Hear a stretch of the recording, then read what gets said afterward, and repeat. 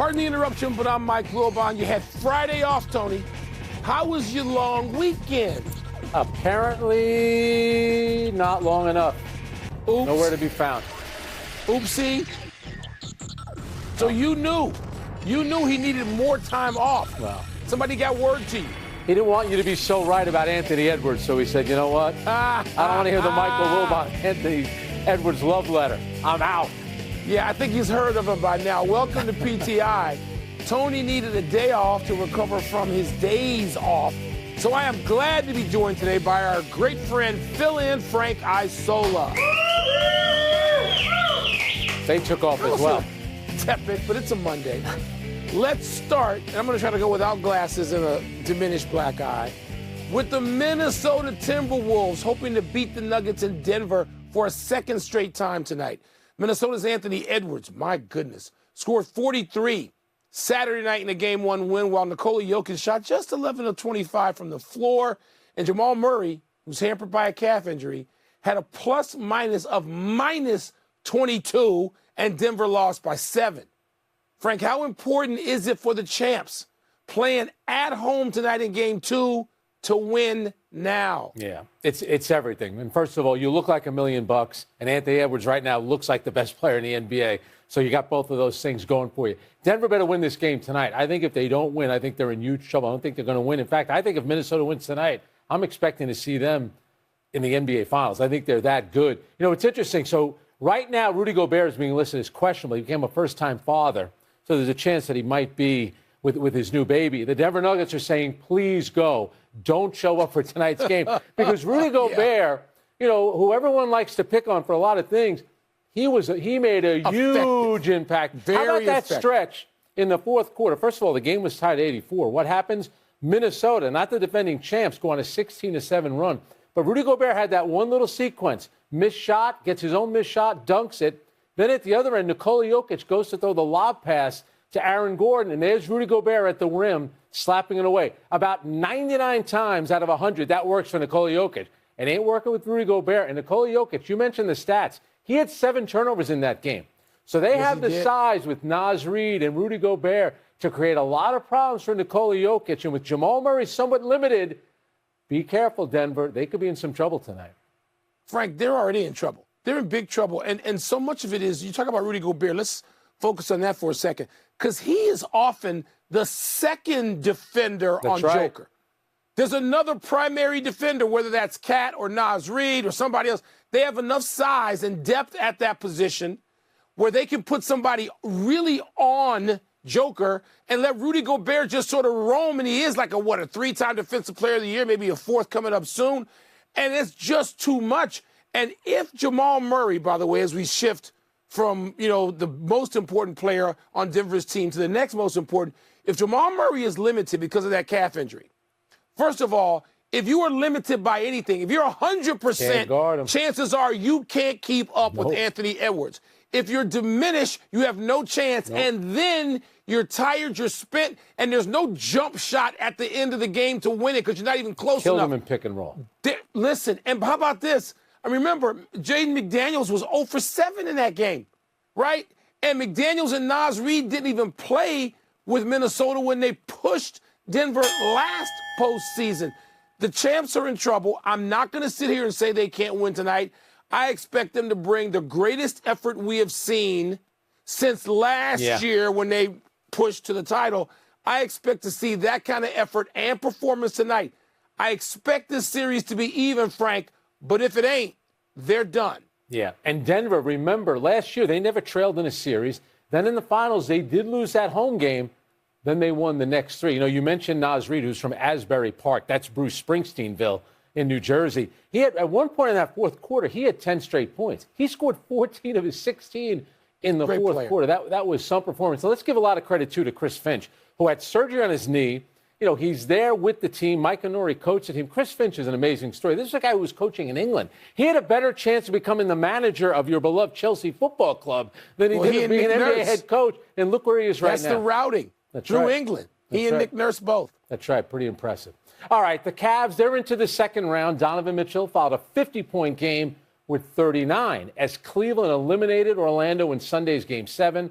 The Cavs now face the Celtics in the second round. Mike, do we need to start paying attention to this Cleveland team? I mean, you can pay attention. Anytime you have a game, 2 games, back-to-back like Donovan Mitchell, where he goes for nearly 90 points in, Game 6 and Game 7, yes, you want to pay attention. He and Darius Garland can be an effective backcourt. Garland's had his struggles in the series so far, in the playoffs so far. But listen, Boston should just not have much trouble with Cleveland. They just shouldn't. And listen, that backcourt I mentioned, starting with Donovan Mitchell, they're running up against a different defensive beast with the Boston backcourt. So that's a whole different thing than Orlando, which was inexperienced and sort of, nervous on the big stage, weren't ready to handle Game 7, even though they pulled themselves back into the series by winning 3 of 4. Going against the Celtics is another matter, and they've been rested. They don't even need Porzingis much in this series. Let's see what Donovan Mitchell could do against this backcourt. And you mentioned the inexperience of Orlando. You think about all those young players. They're up 18 in the game. From that point on, they were outscored 30 points the rest of the way. What drove me nuts about Orlando, Franz Wagner, 1 for 15, Jalen Suggs, 2 for 13. Guys, if you're struggling that much, why you both? They want to combine 2 for 15 on threes. That tells you about the inexperience, not getting to the basket, trying to draw fouls. A couple of things about Cleveland. From the free throw line, Orlando took 30 more free throws, and Cleveland only shot 28% on threes. So you mentioned Boston with Drew Holiday, Derek White. They could throw multiple defenders. And Donovan Mitchell. Donovan Mitchell, who's got a little Dwayne Wade him.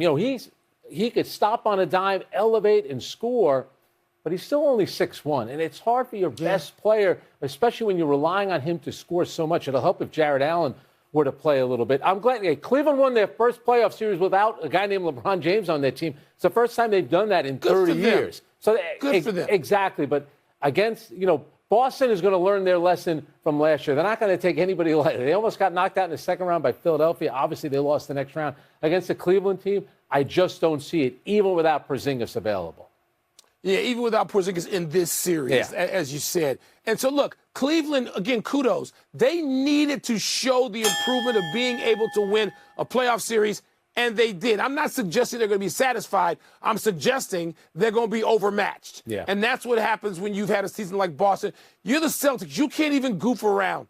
No. You go out there and you take care of them, and Cleveland's got to be tired coming off that 7-game series. So I'm expecting no more than 5 in that series, Frank, and I suspect you and I are on the same wavelength. We had 2 Game 7s in the NHL over the weekend. In Boston, Saturday night, the Bruins bounced the Leafs in overtime. And yesterday, the Stars eliminated the Golden Knights by the same score, 2-1. Frank, which advancing team impressed you the most, Bruins or Stars? All right, so one thing about the Bruins, William Nylander scores, and it's Toronto 1-0. You think about great baseball playoff games. A 0-0 game late in a Game 7 in the 6th, 7th, 8th inning is a great game. This one in the third period, no goals yet. It just added to the drama. The tension. Boston scored 80 seconds later. That was huge because who knows when they're going to start thinking about pulling their goalie to get the tying goal. They score in overtime. One thing about Dallas, though, they had home ice advantage. They lose the first 2 games at home to the defending Stanley Cup champs, and they go on and they end up winning in 7 Total games. Surprise. Their goalie, Jake Ottinger, only gave up 2 third-period goals. So in the entire series, he only gave up a third-period goal in 1 of the 7 games. And how about the head coach of the Dallas Stars, Pete DeBoer? He's now 8-0 in Game 7. That's pretty darn good. That's with 4 different teams. That's a pretty good record. So he knows how to get his team ready and focused for a winner-take-all game. Frank, also, how about Pasternak? How about David Pasternak? He needed it. Is challenged by his coach Jim Montgomery challenged him. That's right. And responds in the ultimate way you can. Okay, I don't want to get bogged down too much with looking back because the series that we've got coming up, Bruins, Panthers, Dallas, Rematch. Avalanche, these are great series. But the one I care the most about, and the Rangers are already up in their series against Carolina, Edmonton and Vancouver. And I know I'm looking out on the end of the earth for you I-95 people like you and Tony. Yep. But look, I've already lost Toronto. I wanted the Toronto-Edmonton series. I got no shot at that, obviously, because Toronto was taken out by the Bruins in that overtime game. And I thought when Toronto scored, I thought, okay, this is going to be it. They're going to slay the dragon that has tormented them. No, not so fast. But the Edmonton-Vancouver series, once again, Canada down to just one team left with the two Canadian teams facing each other. I hate that, but that's the way. But you're guaranteed to get a Canadian team playing for a chance to go to the Stanley Cup final. So look at it that way. Yes, you're right, still alive, in the conference finals. You would have that. Yep. All right. Let's take a break. But coming up, do the Indiana Pacers or the Knicks have the edge in that series, which begins in a couple of hours? And did the Dodgers or the Yankees have a bigger sweep this weekend? At least some team in LA is still alive. On that Dodgers background, you might see somebody you know. I heard all about it. First you went viral. You know. Pardon the interruption. It's time to our esteemed viewers. Frank, you got to do the honors. All right, let's see if my invitation to Mike's big Memorial Day barbecue is in here. Okay. Maybe. I didn't get it last year.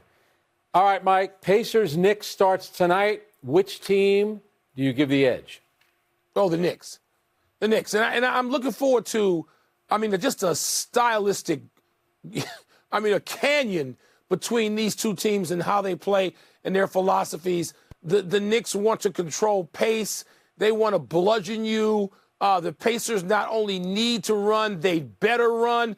They want to get this game in the 120-point area. If they're up around 120, they'll have a chance. I don't see them having much of a chance in this, even though I hate to say that because Rick Carlisle, I think, is one of the great coaches and also still underrated despite having a championship ring. Yep. The point guard's going to get a lot of the attention. We're going to pay so much attention to Halliburton and Jalen Brunson, and we should.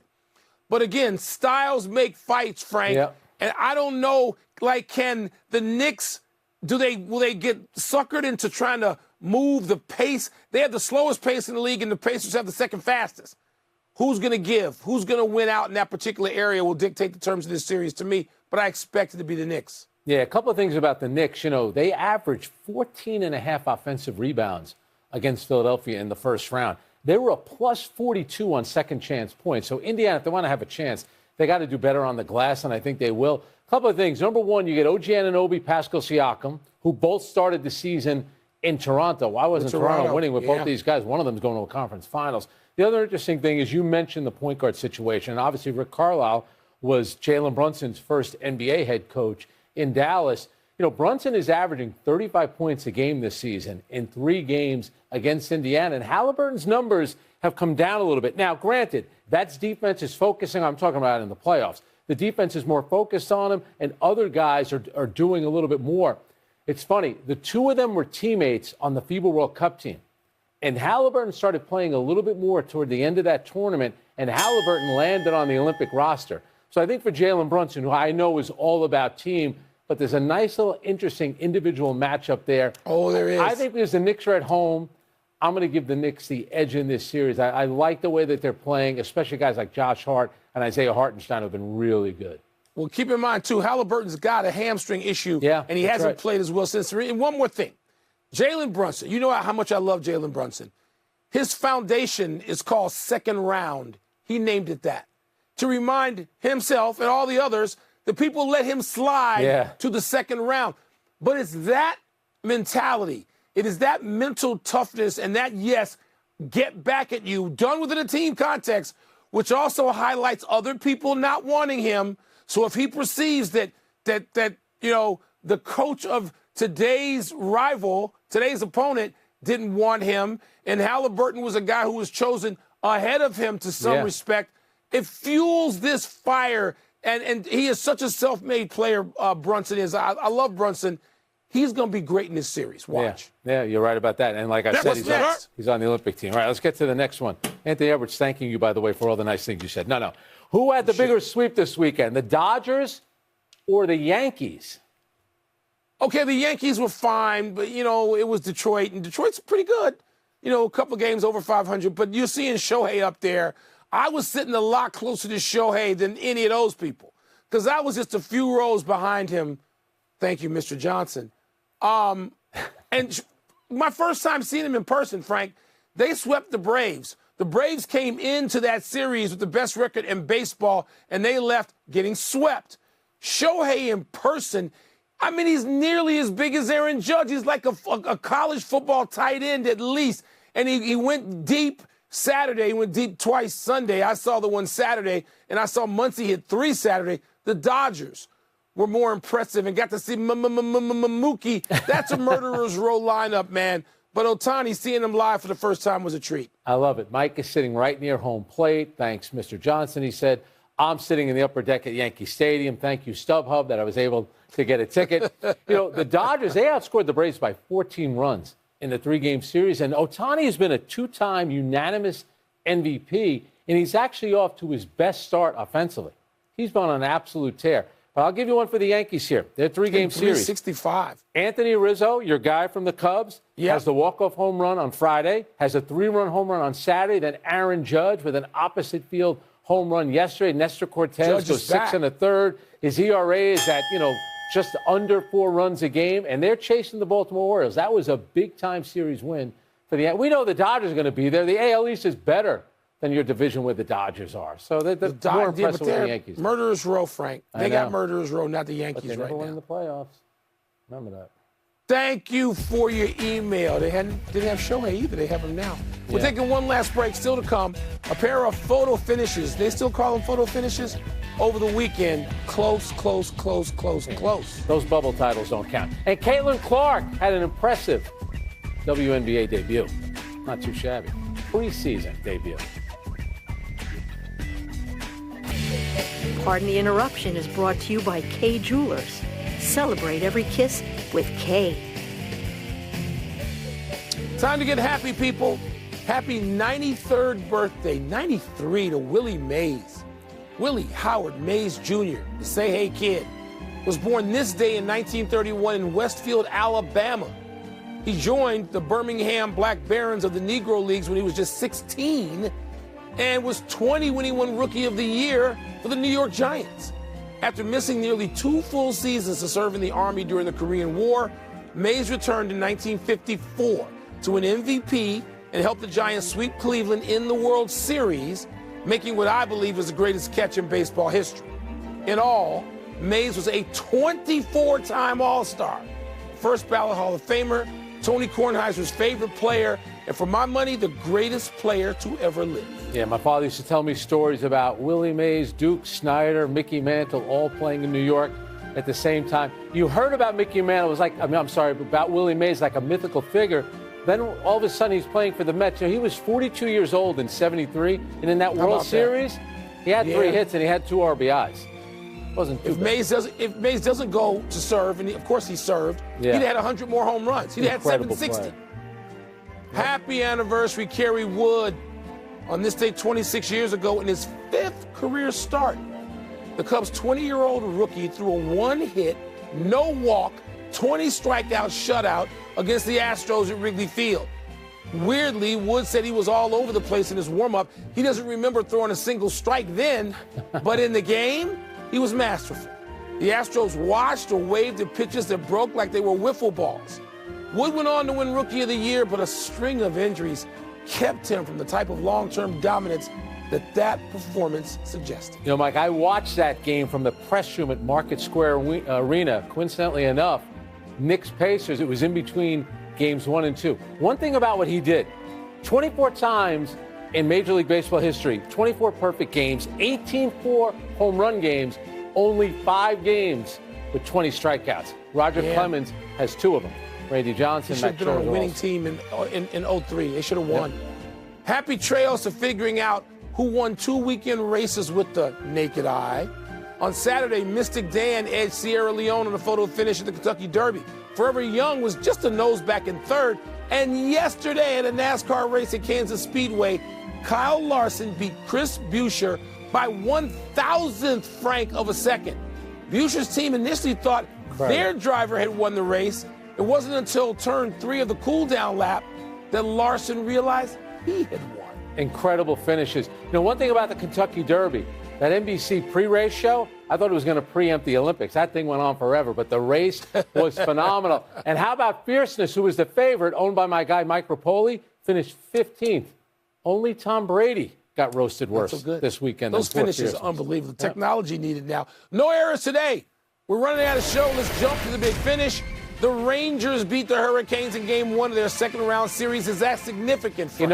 The Rangers are 5-0, Mike, and we could get Rangers, Bruins, Knicks, Celtics. That's a special just for you. Caitlin Clark, 21 points, including 5 3-pointers in her WNBA preseason debut. Your thoughts? She was impressive, but more impressive was 130-some thousand people streaming a Lynx Sky preseason WNBA game. People had no idea if they could find the game. 135,000. You kidding me? Yep. Lionel Messi had a goal and 5 assists in Miami's 6-2 win over the New York Red Bulls to defend your city. All right, Luis Suarez had 3 goals. Messi was great, but in March, the Red Bulls beat Miami without Messi 4-0. The Padres acquired Luis Ariz from the Marlins on Saturday. Is that a big deal?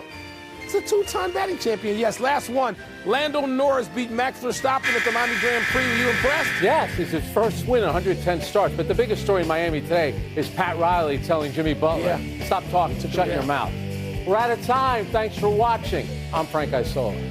I'm Mike Willibon. I want to give a shout out to Bob Parsons. He's the founder of PXG and the studio I'm sitting in. Congratulations on your new book, Fire in the Hole. Start reading this right away. Tony's not getting a copy. And now, no, Tony, you can't have my book. PTI. Here's Sports Center.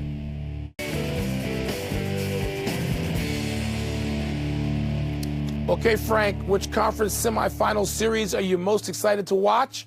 And why? All right, Mike, for me, this is an easy one because I lived through so many of those Pacers-Knicks playoff series. There in 99, when Larry Johnson hit the 4-point shot, a 4-point play. The following year, the Pacers finally break through. They go to NBA Finals. 2013, Roy Hibbert ended Carmelo Anthony and the New York Knicks. I think it's going to be a terrific series. You look no further than the 2 point guards, Tyrese Halliburton, Jalen Brunson. They were teammates on the national team at the FIBA World Cup.